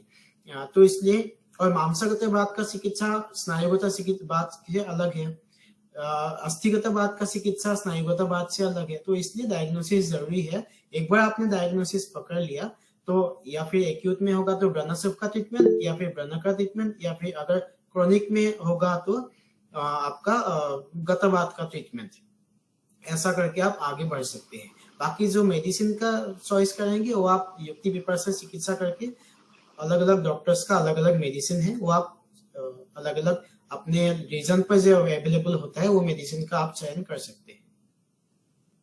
Okay, thank you sir. जी बहुत बहुत धन्यवाद डॉक्टर साहब। डॉक्टर अर्शिया, आप अपना प्रश्न पूछ सकते हैं। Yes ma'am.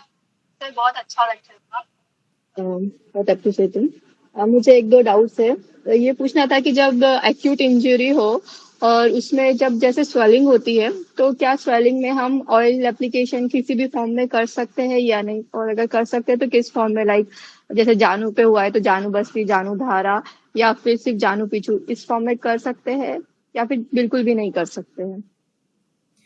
ओके मैडम, ये बहुत इम्पोर्टेंट और अच्छा सवाल है। एक तो पहला आपका सवाल है कि ऑयल एप्लीकेशन कर सकते हैं कि नहीं कर सकते। इसको मैं या तो अगर यस और नो में जवाब दूंगा तो ऑयल एप्लीकेशन यस कर सकते हैं, पर इसका तुरंत है कि आप उस ऑयल मतलब गर्म होंगे या ठंडा होंगे।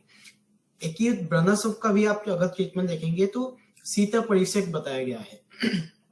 एक्यूट इंजुरी में अगर आप ऑयल एप्लीकेशन, या पहले तो हम इतना प्रेफर नहीं करते, अगर आपको करना ही है तो कौन से ऑयल जो आम, क्योंकि एक्यूट इंजुरी हो गया मतलब आम सुफा हो गया ना, तो जो आम को मिटिगेट करने वाला ऑयल है, एक है मोरिवेन्ना ऑयल। मोरिवेन्ना ऑयल ये ड्रग ऑफ चॉइस है एक्यूट इंजुरी के लिए, कोई भी इंजुरी के लिए मोरिवेन्ना ऑयल, मोरिवेन्ना तैल ड्रग ऑफ चॉइस है। तो पर उसको आप या तो मोरिवेन्ना, हम क्या करते हैं एक्यूट इंजुरी में, मोरिवेन्ना मॉडिफाइड मोरिवेन्ना बैंडेज बनाते हैं। मोरिवेन्ना को मतलब रोल बैंडेज में डीप करके उसके बाद उसको एज ए क्रैब बैंडेज जैसे बांधते हैं, उसको एज ए डीप करके बंधन बांधते हैं। पर उसको ज्यादा गर्म नहीं करना होगा, या तो नॉर्मल टेम्परेचर पे उनको बांधना होगा। अगर दूसरा ऑयल लेंगे तो जो बेहद संधिवादी उस टाइप का तेल आप ले सकते हैं। पर प्रिफरेबली आप अगर एक्यूट स्टेज में आ रहे हैं, पहले आप शीत परिक्षेक कीजिए। किससे करेंगे? पंच या तो दशमूलक वात से कीजिए, या फिर पंचबलकल से कीजिए, या फिर सोतवारा महाकषाय से कीजिए। तो इस टाइप का डिफरेंट काइंड्स ऑफ क्षीर प्रिपरेशन आप ले सकते हैं, दशमूलक क्षीर प्रिपरेशन। तो क्षीर प्रिपरेशन ज्यादा सही रहेगा, पर आपको ऑयल यूज करना है तो मोरिवेन्ना ऑयल ड्रग ऑफ चॉइस है एक्यूट इंजुरी के लिए। और okay sir, thank you sir. हाँ जी जी, क्या बोल रहा था? शीत परिक्षेक? हाँ जी मैडम, शीत परिक्षेक कर सकते हैं आप। डिफरेंट काइंड्स ऑफ, या तो कषाय धारा कर सकते हैं, अगर तैल धारा आपको करना है परिक्षेक के लिए तो मोरिवेन्ना तेल ले सकते हैं, या फिर क्षीरधारा कर सकते हैं, जैसे कि पंचतिक्तक क्षीरधारा, पंचबलकल क्षीरधारा, ये आप कर सकते हैं। नहीं तो मुड़ी में, और ये करके आपको एक्यूट इंजरी में बैंडेज तो बांधना ही पड़ेगा, क्योंकि आपने भी बताया एक्यूट इंजरी का सिम्टम्स ये होता है कि स्वेलिंग होता है। स्वेलिंग में बैंडेज कॉम्प्रेशन, मॉडर्न का भी आप देखेंगे ना प्राइस, आपका आइस होगा, उसके बाद कॉम्प्रेशन होगा। कॉम्प्रेशन हम किससे देंगे? बैंडेजिंग से, मतलब बंधन से। पर बंधन में हम क्या करते हैं? नॉर्मल बंधन नहीं बांधते, उसको मॉडिफाइड मोरीबेंडा बंधन हम बांधते हैं। पर हमारा बंधन क्या होगा? एटलीस्ट 24 आवर्स में और 6 घंटे में एक बार खोल के रीबैंडेजिंग करना होगा। मॉडर्न का क्या होता है? एटलीस्ट 2-3 दिन के लिए सेम बैंडेजिंग बांध के रखता है। हम नहीं करते, हर 24 आवर्स में उसको खोल के देख के स्वेलिंग कमा कि नहीं कमा, अदर सिम्टम्स है कि नहीं है, उसको रीबैंडेजिंग करते हैं। तो ये आप यूज सर कर वो सकते हैं। मुरीवेन्ना का पिचू रख के फिर उसको हाँ बैंडेजिंग करना है। हाँ, मुरीबेन्ना का पिछू रख के आप बैंडेजिंग कर सकते हैं। तो सर वो बैंडेज किससे करते हैं, क्योंकि वो तो ऑयल रहेगा ना, तो वो निकलेगा नहीं, तो आप नहीं, बैंडेज किससे कर। आप मुरीबेन्ना ऑयल लीजिए, उसपे जो हमारे हाँ रोल बैंडेज आते हैं ना, जो पत्ती हाँ। आते हैं, उसको ऑयल में डिप कर लीजिए। तो उसके बाद उसको ला करके थोड़ा सा स्क्वीज करके उससे ही आप बैंडेजिंग कीजिए। मतलब पिचू के ऊपर पहले पत्ता रखना है और पत्ते के ऊपर फिर बैंडेज करना है, ऐसे। पिचू के ऊपर आप पत्ते नहीं नहीं भी रख सकते हैं।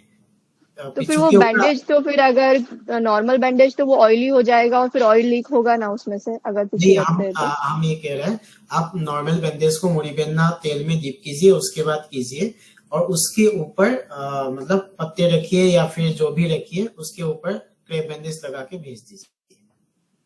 ओके ओके सर, अब समझा। ओके ओके, नॉर्मल और बैंडेज के ऊपर ओके पत्ता रख के फिर क्रेप बैंडेज बांधना है जी। ठीक है, बैंडेज बांधिए, और उसको एटलीस्ट आप आ, ध्यान रखिएगा। उसके बाद एलिवेशन देना है पेशेंट को, एटलीस्ट 45 अच्छा मिनिमम 32 मैक्सिमम 45 डिग्री पैर एलिवेशन करके रखेगा, या हाथ में होगा तो हाथ एलिवेशन करके रखेगा।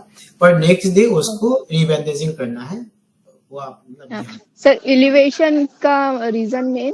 ये स्वेलिंग कम करता है, जैसे कि स्वेलिंग जब होता है ना, हम जब ग्रेविटी के कारण नीचे हो जाता है, पूरा स्वेलिंग नीचे हो जाता है। जब हम एंटी ग्रेविटी रखेंगे, पैर को ऊपर रख देंगे, तो इधर अगर स्वेलिंग है तो स्वेलिंग का जो मतलब आपका एकुमुलेशन हुआ है, जो फ्लूइड और ये नीचे आ जाएंगे, तो स्वेलिंग कम हो जाएंगे। स्वेलिंग क्यों कम करना है? स्वेलिंग और कम जब होंगे, फ्लूइड जब कम होंगे, तो ब्लड सर्कुलेशन बढ़ेंगे। जब ब्लड सर्कुलेशन बढ़ेगा, ये ऑक्सीजनेशन होंगे और हीलिंग प्रोसेस आगे बढ़ेगा।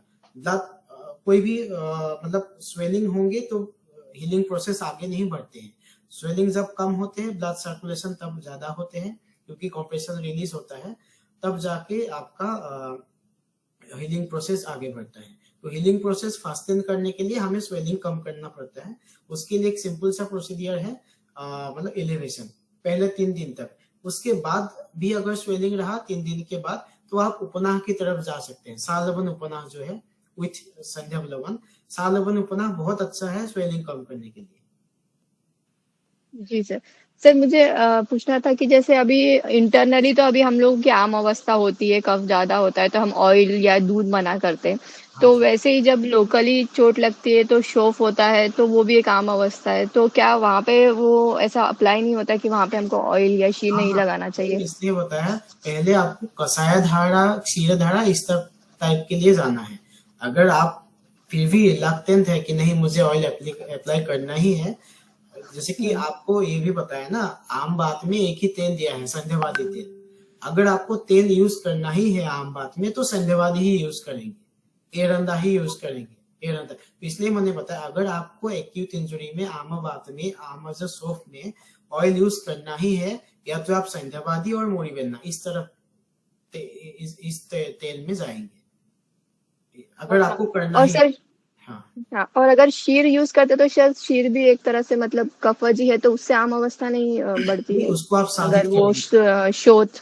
हाँ, उसको आप या अच्छा तो सोतोहारा महाकसा, या तो दशमूल सिद्धक क्षीरा, मतलब सिंपल क्षीर आप नहीं डालेंगे, आप जी। मतलब औषधि सिद्धक हाँ ही डालेंगे आप। अच्छा, तो फिर वो कर सकते हैं हाँ, जी।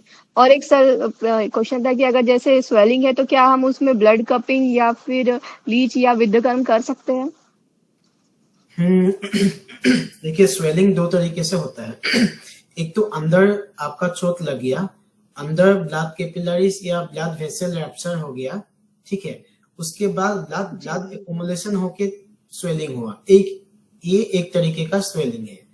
दूसरे तरीके का स्वेलिंग है, चोट लग गया, आपका ब्लड टिश्यू रैप्चर नहीं हुआ, पर क्या होता है इंटरनली इन्फ्लेमेशन का प्रोसीजर होते रहते हैं। इन्फ्लेमेशन का प्रोसीजर जब होते रहते हैं तब क्या होते हैं,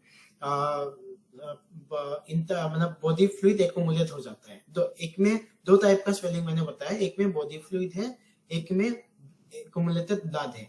जिसमें एक्युमुलेटेड ब्लड है इसमें एकाइमोसिस होगा, मतलब ब्लूइश डिस्कलरेशन होगा, उस पे आप रक्त मोक्षण करिए, इधर ड्राई वेट कपिंग कीजिए और जलोका कीजिए, उसमें कीजिए। पर जिसमें फ्लूइड है, जिसमें रक्त का इन्वॉल्वमेंट नहीं है, उसमें रक्त मोक्षण का जरूरत नहीं पड़ेगी इतना, उसमें सिंपल बंधन से आपका स्वेलिंग रिड्यूस हो जाएगा। जी सर, थैंक यू सर, बहुत अच्छे से एक्सप्लेन किया आपने, थैंक यू। Thank you. जी बहुत बहुत धन्यवाद डॉक्टर साहब। Doctor Pavitra, ask your question. नमस्ते सर, नमस्ते मैम। सर मेरा ये क्वेश्चन है कि मेरे एक सीनियर है, उनका एक्सीडेंट हो गया था और उनको लॉन्ग बोन में हेयरलाइन फ्रैक्चर आया था। तो वो फ्रैक्चर ठीक होने के बाद उन्होंने टेस्ट भी लिया, मेडिसिन भी ली, बट उसके बाद उनको एक कॉम्प्लिकेशन आ रहा था कि उनका हाथ है वो ऊपर नहीं हो रहा था, मतलब वो कुछ भी काम नहीं कर पा रहे थे, अपने बाल भी नहीं बना पा रहे थे, ऐसा हो गया था। तो ऐसी कंडीशन में हम कुछ कर सकते हैं क्या? देखिए मैडम, जब हम अभी फ्रैक्चर के भग्न के कॉम्प्लिकेशन में भग्न पढ़े तभी मैंने बताया कि भग्न में तो हमारा थोड़ा लिमिटेशन है, पर पोस्ट फ्रैक्चर कॉम्प्लिकेशन, ये जो आप बता रहे पोस्ट फ्रैक्चर कॉम्प्लिकेशन है, ये आपका है पोस्ट फ्रैक्चर स्टिफनेस। उसका कारण बहुत है, नार्व थोड़ा सा वीकनेस हो गया, उसके कारण हो सकता है, डिस्यूज एट्रोफी है उसके कारण भी हो सकता है। पर जो मेन है उसको हम बोलते हैं कॉम्प्लेक्स रीजनल पेन सिंड्रोम, उसके साथ स्टिफनेस भी आता है। उसको आप आराम से अगर हाथ आराम से आप वात व्याधि की चिकित्सा सूत्र अप्लाई करके ट्रीटमेंट कीजिए, मतलब आप स्नेहन स्वेदन आराम स्टार्ट कर दीजिए आप उसमें, और ऑरल मेडिकेशन भी दीजिए, स्नेहन स्वेदन भी स्टार्ट कर दीजिए। अगर सिंपल हेयरलाइन फ्रैक्चर था, ज्यादा कॉम्प्लिकेशन नहीं है, तो उसमें अच्छा रिजल्ट आएंगे। उसमें आप सिंपल अभ्यंग स्वेदन से लेके बाद में पत्रपोतली स्वेदन, उसके बाद स्वस्तिक साली पिंड स्वेदन पे भी जा सकते हैं, उसमें अच्छा आपको रिजल्ट मिलेंगे।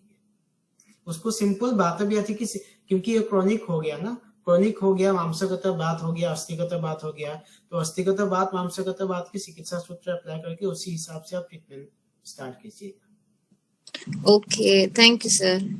Thank you. Okay, thank you doctor साहब। Doctor Anita Bagle, ask your question.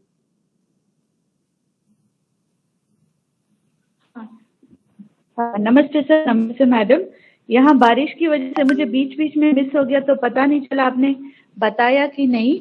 ये जो स्विमिंग में क्लोरीन की वजह से एलर्जी होता है स्विमर्स में, उसमें क्या किया जाता है, ये पहला प्रश्न है। दूसरा, जो सन में जाने के कारण स्किन बर्न वगैरह होता है, ये स्पोर्ट्स पर्सन को या स्कूल के बच्चों को स्पोर्ट्स डे के बाद, उसको कैसे ठीक किया जाए? सो ये दो प्रश्न है, एक तो स्विमर्स वाला और एक सन एक्सपोजर वाला। ओके, देखिए मैडम, आपने जो बताया दोनों ही इंजुरी में एक्सटर्नल फैक्टर्स इन्वॉल्व है। दोनों ही इंजुरी में ये इंट्रिंसिक फैक्टर नहीं है, एक्सट्रिंसिक फैक्टर है। और एक्सट्रिंसिक फैक्टर का जब भी इन्वॉल्वमेंट होता है तब हमारा सिंपल सा फंडा है, वो है कि निदानम परिवर्जनम।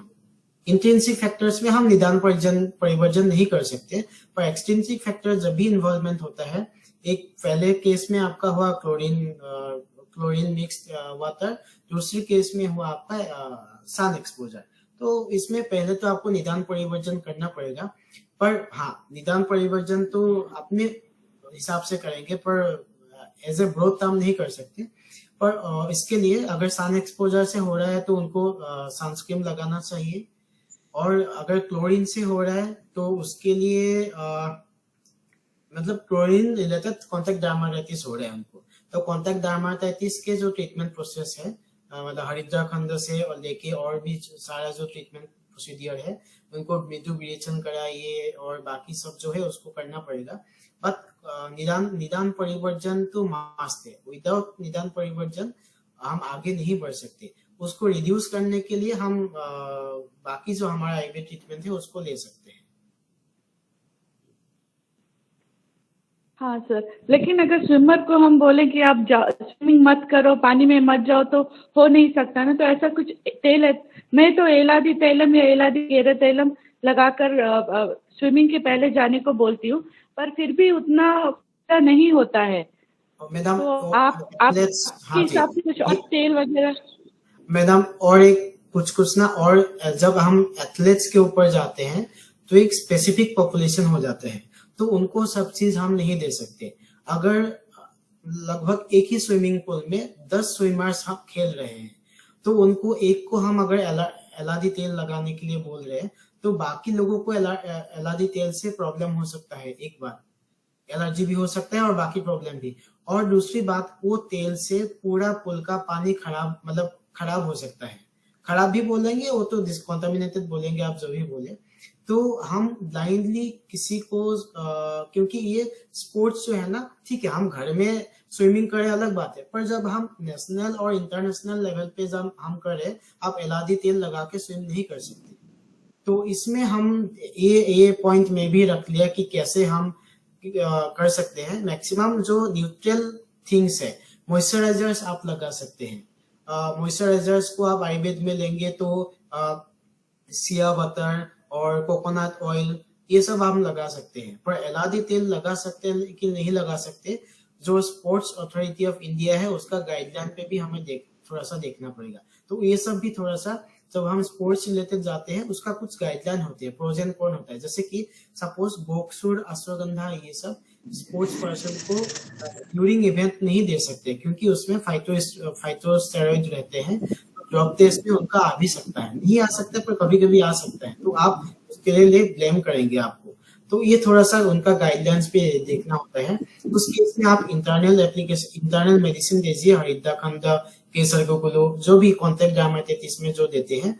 और उसके साथ साथ अगर लगाने पे अगर प्रॉब्लम नहीं हुआ तो एटलीस्ट आप कोकोनट ऑयल, नारिकेल तेल या फिर सिया बटर और फिर मॉइस्चराइजर, ये सब से आप शुरू कर सकते हैं।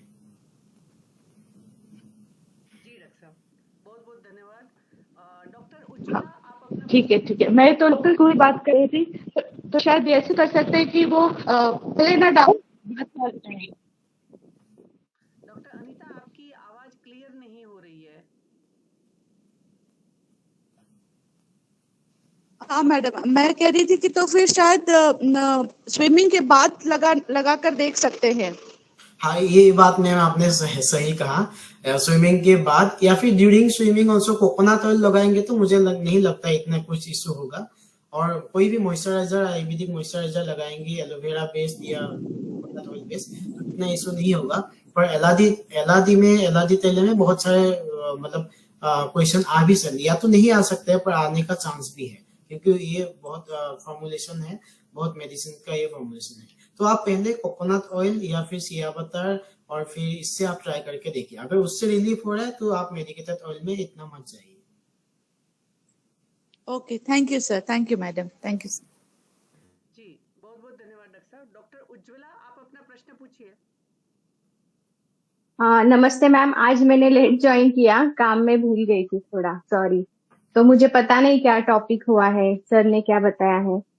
तो सर मेरे 2 क्वेश्चन थे। एक तो पहला है कि जैसे कि अभी बहुत जल्दी पेशेंट्स में पड़ते ही हेयरलाइन फ्रैक्चर हो जाते हैं, तो वो बोन डेंसिटी के लिए हमें क्या एडवाइस करना है और जो अर्ली एज में अभी फ्रैक्चर हो रहे हैं। ओके। और दूसरा क्वेश्चन है कि मेरी एक फ्रेंड है जिसका रोटेटर कफ टियर हुआ था, लिगामेंट टियर, उसको सब बहुत पेन हुआ था और वो उसके हेतु थे जैसे कि उसके हस्बैंड की डेथ हो गई थी और फिर उसने 1 साल उसको ना नींद थी ना खाने का भी ठीक से था, तो पूरा वात प्रकोप, मतलब वो थोड़ा सा ही खाती थी, तो उसकी वजह से कुछ भी आघात नहीं है फिर भी उसको शोल्डर लिगामेंट टेयर हो गया और वो डायबिटिक भी है, तो अभी उसको तो पेन थोड़ा ठीक है, लेकिन थोड़ा भी काम करती है तो पेन होता है। तो उसमें हम अभ्यंतर क्या दे सकते हैं ऐसे पेशेंट को कि वो पेन हमेशा के लिए जाए, और मतलब फिजियोथेरेपी के साथ अभ्यंतर मेडिसिन क्या दे? Okay, thank you madam. पहला जो आपका क्वेश्चन था कि मतलब प्री मेच्योर फ्रैक्चर, जो मतलब आजकल एज से पहले फ्रैक्चर हो रहे हैं जो भी है, उसका तो बहुत सारा फैक्टर्स है। पर फैक्टर्स पे अगर ना जाके हम ट्रीटमेंट पे जाए तो मेनली जो हमारा अस्थिभंग श्रोतादुष्टि का चिकित्सा है, उसमें दो टाइप का चिकित्सा है, एक तो समानल चिकित्सा और शोधन मतलब पंचकर्मा चिकित्सा। समानल चिकित्सा में जो तिक्त द्रव्य है, पंचतिक्त आप ले लीजिए, मेनली जो पंचतिक्त हम यूज करते हैं, तो इसको पंचतिक्त गुगुलु कृत है, पंचतिक्त गुगुलु है। और उसके बाद एकल औषधि में हम जाएंगे तो हाथ जोड़ एक बहुत अच्छा औषधि है। और कंपाउंड ड्रग अलग अलग कंपनीज का ब्रांडेड अलग अलग ड्रग्स होता है। क्लासिकली रसायन छोड़ना बहुत अच्छा है उसके लिए। तो ये ऐसा मिला के बहुत सारे ड्रग्स है। पर ड्रग्स तो बोल ही दिया, उसको अगर पथ्य में मैं बोलना चाहूंगा तो जो गोल्डन मिल्क का कॉन्सेप्ट है, हल्दी वाला दूध, उसको आप रेगुलर पीने के लिए बोल सकते हैं, हल्दी वाला दूध। उसके साथ साथ जो मेडिसिन है वो पेशेंट के एक्चुअली पेशेंट को बिना देखे मेडिसिन कहना वो वैद्य के लिए सही नहीं होता है। तो पथ्य तो बोल दिया मैंने, पथ्य आप हल्दी वाला दूध ले सकते हैं। खाने पीने पे मोरिंगा, उसका कैल्शियम कंटेंट बहुत अच्छा होते हैं, मोरिंगा आप ले सकते हैं रेगुलर। और बाकी जो हरी सब्जियां होती हैं उसको खाने पीने में इंक्लूड कीजिए। और मेडिसिन तो है ही उनके साथ। और डेली कुछ exercise at least 30 minute morning, 30 minute evening exercise जब करते रहते हैं तो बॉडी एक्टिव रहते हैं, मतलब इंजुरी के लिए इतना प्रोन नहीं होता। तो वो थोड़ा सा आपको ध्यान रखना है। और दूसरी जो बताया rotator cuff tear, rotator cuff tear का भी वही है, एमआरआई में करना पड़ेगा। एमआरआई करके एक्चुअली ग्रेड कितना आ रहा है, अगर ग्रेड 1 या ग्रेड 2 में टियर हो रहा है तो हम आराम से आयुर्वेदिक मेडिसिन और पंचकर्मा से उसको ट्रीटमेंट दे सकते हैं। अगर वो पेशेंट फिजियोथेरापी कर रहा है तो मेरा सलाह यही रहेगा कि फिजियोथेरापी के साथ आप पंचकर्मा को इंक्लूड कीजिए, इंटीग्रेट कीजिए, तब ऑरल मेडिसिन का इतना जरूरत पड़ेंगे ही नहीं। मसल स्टिफनेस अच्छा होंगे, मसल टोन सही होंगे, पावर सही होंगे, तो ऑयल मेडिसिन का इतना जरूरत नहीं पड़ेंगे। और आपको मतलब पंचकर्मा और फिजियोथेरापी से धीरे धीरे ठीक होने लगेंगे। फिर भी जो मांसगत बात और स्नायुगत बात के लिए चिकित्सा सूत्र में जो बताया गया है, जो मेडिसिन बताया गया है, सल्लकी, हाथ जोड़ और शंख भस्म से लेके सारे कैल्शियम प्रिपरेशन। और अगर पेन है तो उसका अलग टाइप का जाता है, रसनादी, महारसनादी, क्वाथ, इस टाइप का। वो एक्चुअली पेशेंट देखने के बाद ही बता सकते हैं। फिर भी वो एक हल्दी वाला दूध भी आप इस पे इंक्लूड कर सकते हैं। और उसके साथ साथ सारे मेडिसिन मेरे हिसाब से फिजियोथेरापी के साथ पंचकर्मा इंक्लूड करेंगे तो मेडिसिन का इतना जरूरत आपको नहीं पड़ेगी। जी, बहुत बहुत धन्यवाद डॉक्टर साहब। डॉक्टर अक्षता, आप प्रश्न पूछ लीजिए। जी मैम, नमस्ते मैम। नमस्ते सर। नमस्ते सर। नमस्ते ma'am. In acute condition, sir, can we consider it as a Amavarta line of treatment for that? And considering that, can we go for Valuka Sweda for first 3 days? Madam देखिए, अगर acute condition आपको आमवात लेना है, मेरे सलाह ये रहेगा कि आप वात रक्त लीजिए। आम बात से ज्यादा एक्यूट कंडीशन को वात रक्त के हिसाब से लीजिए। वात रक्त में बालुका स्वेद एक्यूट कंडीशन में मैंने बताया हीट एप्लीकेशन आपको नहीं करना है। उसमें वात रक्त का चिकित्सा सूत्र आप जब देखेंगे तो उसमें लेप, उपना, परिसेक, रक्त मोक्षण ये सब आता है। तो मेरा सलाह ये रहेगा, acute any kind of injury आप आम बात को ना पकड़ के, आम बात को आप सब एक्यूट और क्रॉनिक में ले आइए, क्योंकि आप जब संप्राप्ति पाएंगे ना तो आम बात थोड़ा सा मतलब इतना एक्यूट नहीं होता। पर बातुरक्त एक्यूट कंडीशन को बातुरक्त कहा गया है संहिताओं में, और उससे जो सब एक्यूट कंडीशन है और क्रॉनिक कंडीशन है उसको आम बात कहा गया है। अब इसलिए आप एक्यूट कंडीशन में बातुरक्त का चिकित्सा सूत्र अप्लाई करेंगे तो मेरे हिसाब से ज्यादा सही रहेगा। जी बहुत बहुत धन्यवाद डॉक्टर साहब। जो 2-3 भी कमेंट्स आए हैं उसको भी मैं लेना चाहूंगी। डॉक्टर अक्षता आप म्यूट करिए बेटा, है ना। डॉक्टर उज्ज्वला ने धन्यवाद किया है, डॉक्टर शशि तिवारी जी ने भी धन्यवाद, नाइस सेशन कहा है। डॉक्टर अनीता वागले जी ने भी धन्यवाद किया है, डॉक्टर नवीन कुमार और डॉक्टर अनुपमा मोंगा जी ने भी प्रेजेंटेशन की सराहना की है।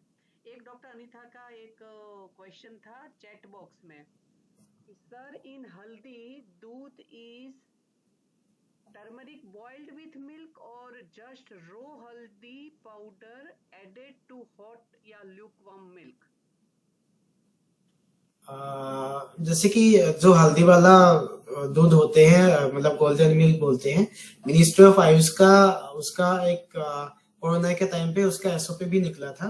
उसको ऐसे आप मैडम क्वाथ प्रिपरेशन की तरफ ले लीजिए, फांत मत बनाइए। क्वाथ प्रिपरेशन लेने से ज्यादा आपको मुझे लगता है सही रहेगा। क्वाथ प्रिपरेशन का मतलब ही है कि आप हल्दी मिल्क लीजिए, उसमें पाउडर डालिए, उसका भी एसओपी पूरा बना हुआ है, कितनी 250 ml में शायद 5 to 7 ग्राम हल्दी का पाउडर डालना है।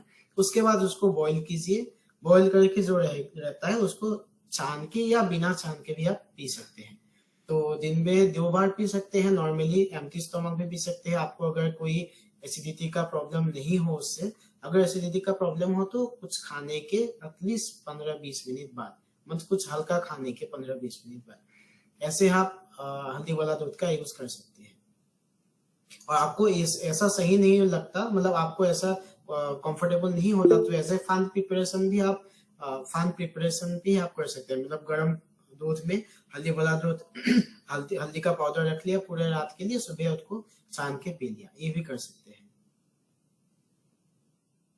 जी डॉक्टर साहब, डॉक्टर उज्ज्वला ने एक चैट बॉक्स में मैसेज डाला है कि सर हल्दी वाला मिल्क फ्रैक्चर प्रिवेंट करने में कैसे हेल्प करेगा, उसका कार्य कैसे होगा? देखिए उसका कार्य 2 प्रकार से हमें बताना पड़ेगा, क्योंकि जब हम आयुर्वेद की तरफ जाएंगे उसका हल्दी संधानकारक है, पित्त रस प्रधान है, तो ऐसे वो अस्थिभस्म में काम करता है। जब हम मॉडर्न तरफ जाएंगे तो हल्दी का जो माइक्रोन्यूट्रिएंट्स है तो वो एक तो एंटी इन्फ्लेमेटरी है, उसको हम प्रिवेंट नहीं बोल के हम क्योर में ज्यादा लेंगे। एक तो एंटी इन्फ्लेमेटरी है और ब्लड सर्कुलेशन बढ़ाता है, तो इसीलिए मतलब सिर्फ हड्डियों के भी नहीं, सारे जो मस्कुलर स्केलेटल सारे जो सिस्टम है, बोन्स है, मतलब हार्ट टिश्यू और सॉफ्ट टिश्यू दोनों में ही हल्दी का अच्छा इफेक्ट है। कैसे इफेक्ट होता है? एक तो ब्लड सर्कुलेशन हल्दी में बढ़ता है और जो हमारा मसल्स का टोनिसिटी है वो भी बढ़ता है। और आयुर्वेद के हिसाब से जाएंगे तो पित्त रस प्रधान है और संधानकर है, इससे उसका इफेक्ट आता है। अगर एग्जैक्ट आप माइक्रोन्यूट्रिएंट्स पूछ रहे हैं हल्दी का, तो फिर मेरा अभी दिमाग में नहीं आ रहा है वो वाला माइक्रोन्यूट्रिएंट्स का नाम। अगर आएंगे तो मैं आपको मतलब बता दूंगा बाद में।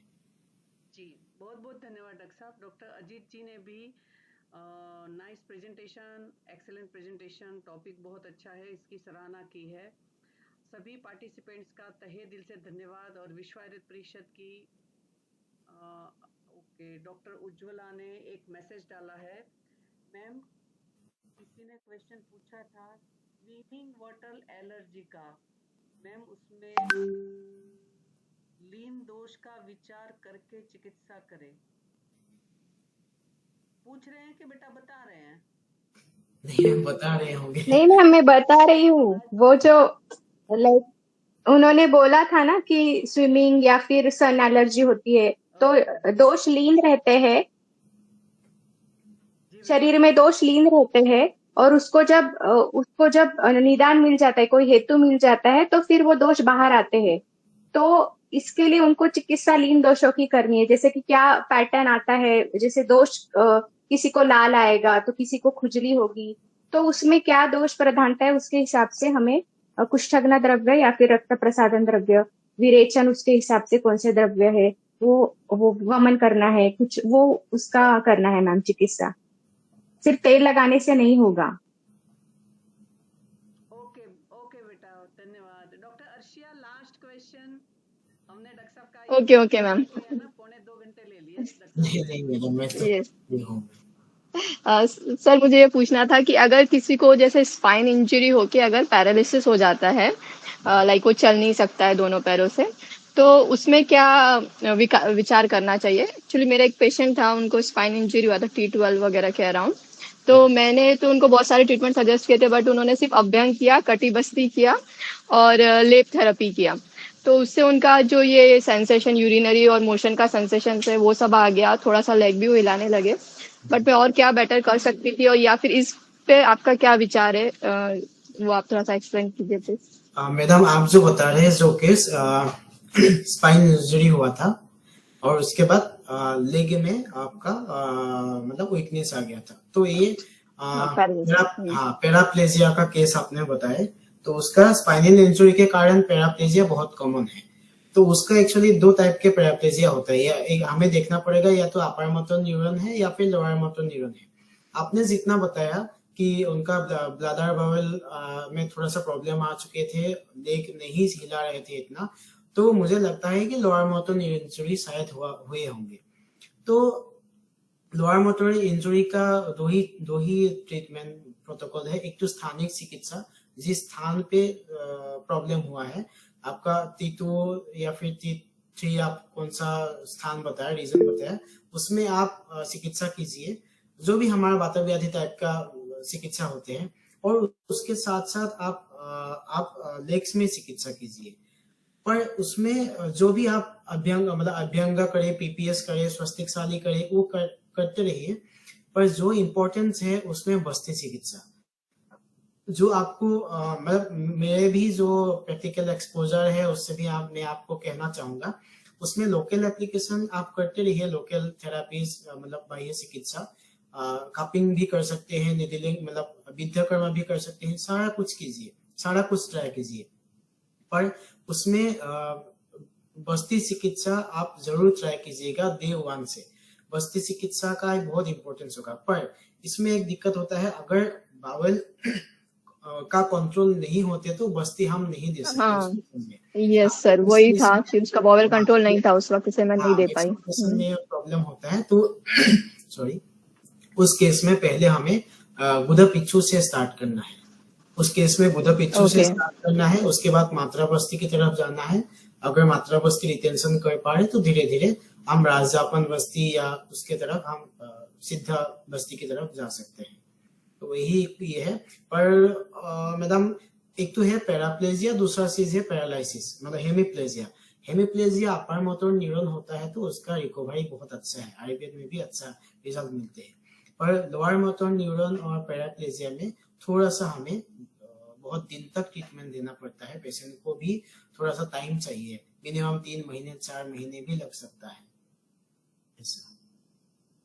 जी, बहुत बहुत धन्यवाद डॉक्टर साहब, और सभी पार्टिसिपेंट्स का भी बहुत बहुत धन्यवाद। सभी से निवेदन है कि शुक्रवार को 6 बजने में 5 मिनट कम हो तब का अलार्म जरूर लगा ले, तो थोड़ा सा 2-4 मिनट आप कहीं कुछ अपनी व्यस्तता को ठीक मैनेज करके फिर तुरंत टाइमली ज्वाइन कर सकते हैं। क्योंकि जब मैं 2 मिनट पूछ सकते हैं, एक लास्ट छोटा सा सवाल है कि सर लाक्षादि को गुड़ समझो पोस्ट फ्रैक्चर यूज करते हैं ना, इनकी बोन्स को ये करने के लिए, हाँ जी। हाँ, तो वैसे त्रयोदशांग गुड़ में भी बबूल वगैरह अस्थि पोषक है। हाँ जी। तो फिर ऐसा कैसे थोड़ा डिफरेंशिएट करेंगे कि कब लाक्षा देने का, कब त्रयोदशांग देने का? अच्छा, देखिए मैम, लाक्षादि का जो क्लासिकल रेफरेंस तो है, जैसे कि क्लासिकल दोसा सामक तो है, पर त्रयोदशांग हम सब एक्यूट में मेनली एक्यूट और सब एक्यूट में ज्यादा देते हैं त्रयोदशांग मूल। और लाक्षादि आप जैसे कि क्रोनिक फेज आ गया या फिर डिजीज प्रिवेंट करना है। फ्रैक्चर में आप देखेंगे, फ्रैक्चर में आप क्रोनिक में हम अलग देंगे, मतलब एक्यूट में हम जो फ्रैक्चर मैनेजमेंट करेंगे। उसके तुरंत बाद सब इक्विट हो गया, मतलब 7-8 दिन हो गया फ्रैक्चर का, तब लाक्षादी शुरू कर लीजिए। बट स्प्रेन आ गया तब पहले आप क्या देंगे, त्रयोदशांग के देंगे, उसके बाद लाक्षादी। लाक्षादी मेनली संधानक है, मैं गलत भी हो सकता हूँ, पर जितना मेरा प्रैक्टिकल एक्सपोजर है, लाक्षादी संधानक है और त्रयोदशांग आपका शूलहर है। संधानकर के साथ साथ शूलहर ज्यादा है, संधानकर कम है। लाक्षादी संधानकर ज्यादा है, शूलहर कम है। जी सर, पोस्ट आघात हिस्ट्री रहे ना तो तुरंत हम अगर त्रयोदशांग देते हैं तो उसमें अच्छा रिलीफ मिलता है, और लाक्षादी यूजुअली हीलिंग जब स्टार्ट होता है इनकी और तब ये कि हाँ देंगे तो। जी धन्यवाद सर, बहुत अच्छा रहा session, thank you. Thank you जी। तो सभी पार्टिसिपेंट्स को निवेदन है कि 6 बजने में 5 मिनट कम का अलार्म लगाए, क्योंकि मैं जब लेक्चर स्टार्ट करती हूँ एग्जैक्ट 6 बजे, तब कई बार मैं और स्पीकर जी के सिवाय कभी कभी एक दो और कभी कोई नहीं होते, तो कहीं ना कहीं पता है ऐसे मुझे तो 10 साल में आदत पड़ गई, मगर मुझे ऐसे लगता है स्पीकर को कैसा लगता होगा, थोड़ी देर में फिर 30-40 लोग 50-60-80 भी आ जाते हैं, मगर 40 तो एवरेज हो रहते ही हैं। मगर फिर भी है ना, टाइम से ज्वाइन करने के लिए कोशिश करनी चाहिए। और डॉक्टर उज्ज्वला कह रही है कि मैं भूल गई थी, तो अभी नशा हुआ नहीं, इतना सारे शुक्रवार को मिलने के बावजूद भी। हालांकि चेहरा कभी डॉक्टर उज्ज्वला का देखा नहीं, मगर फिर भी है ना कि शुक्रवार तो याद ही रहना चाहिए था। तो हमारी प्यार भरी एक पता नहीं क्या बोलेंगे, गुजराती हूँ ना मैं, ठप को ऐसे बोलते हैं कि हमारा थोड़ा सा प्यार भरी नाराजगी है आपसे डॉक्टर उज्ज्वला से। वैसे सभी पार्टिसिपेंट्स का बहुत बहुत धन्यवाद। आज के स्पीकर का विश्वारित प्लेटफॉर्म से आप जैसे स्पीकर के कारण जो इमरजेंसी में भी इतने ज्ञानवान तरीके से इतनी अच्छी बातों को अच्छी तरह से अरेंज करके बहुत अच्छी प्रेजेंटेशन करी आपने, तो मैं विश्वारित परिषद की ओर से आपका बहुत बहुत धन्यवाद करती हूँ। और ऐसे ही रक्षा एक इमरजेंसी लेक्चर भी तैयार रखिएगा। मुझे समझ में आ गया कि अचानक बिजली गिरी तो मैं आपको कॉल करूंगी कि भाई कुछ इमरजेंसी हो गई है। तो बहुत ही अच्छा आपने प्रेजेंटेशन किया। और इस लेक्चर में स्पोर्ट्स शब्द आया है, और स्पोर्ट्स का नाम और स्पोर्ट्स के जादूगर का नाम ना आए ऐसे कैसे हो सकता है। तो मेजर ध्यानचंद हॉकी का जादूगर, उसकी एक बहुत अच्छी कहानी के साथ आज हम एक दूसरे से विदा लेंगे। मेजर ध्यानचंद जी ने एक बार जब विदेश में वो खेलने गए थे, तब स्पॉन्सर नहीं मिल रहा था, हॉकी में कोई भारत का इतना नाम नहीं था, और बड़ी सारी विकट परिस्थितियों के बाद वो विदेश में मिनिमम सुविधाओं के साथ खेलने गए, और वहां एक विदेशी खिलाड़ी ने उनका जबड़ा तोड़ दिया, हॉकी मारी चेहरे पे, हॉकी मारी तो लोअर जो वो अलग हो गया ऊपर वाले जबड़े से। तो उन्होंने एक कोई कपड़ा लिया और अपना लोअर जो अपर जो के साथ, जैसे हम स्कार्फ लड़कियां बांधती है ना, ऐसे स्कार्फ की तरफ बांध लिया, और उन्होंने कहा नहीं, I am all right, I will play, मैं ठीक हूं। और आप सोचिए कि वहां भारत जीता, और उन्होंने इतनी ज्यादा स्पोर्ट्समैन स्पिरिट बताई कि उस खिलाड़ी से हाथ भी मिलाया जिसने जबड़ा तोड़ दिया था। और बहुत सारी बार मेजर ध्यानचंद की जो हॉकी है वो भी तोड़ के देखी है कि अंदर कुछ है तो नहीं। और इवन एक बार एक विदेशी दौरे पे मेजर ध्यानचंद को 102 पता नहीं 103 बुखार था, तब भी मेजर ध्यानचंद ने खेल के दिखाया, क्योंकि कुछ महिलाएं आई थी वहां की विदेशी, कहते नहीं हम तो आप ही को देखने आए थे, आपको तो बुखार है। तो जीवन में ये लाभ हमें कभी नहीं मिलेगा कि अच्छा कोई हॉकी ऐसे भी खेल सकता है।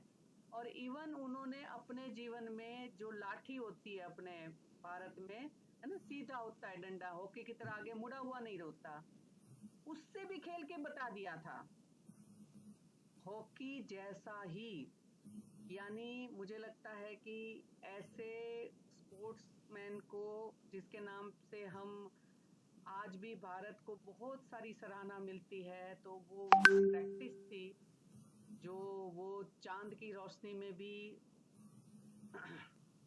करते थे, जिससे मेजर ध्यानचंद, ऐसा बताते हैं उनका नाम, पहले मेजर ध्यानचंद चंद नहीं था, बाद में वो लगा है, ऐसा इंटरनेट की बहुत सारी वेबसाइट्स पे लिखा हुआ है।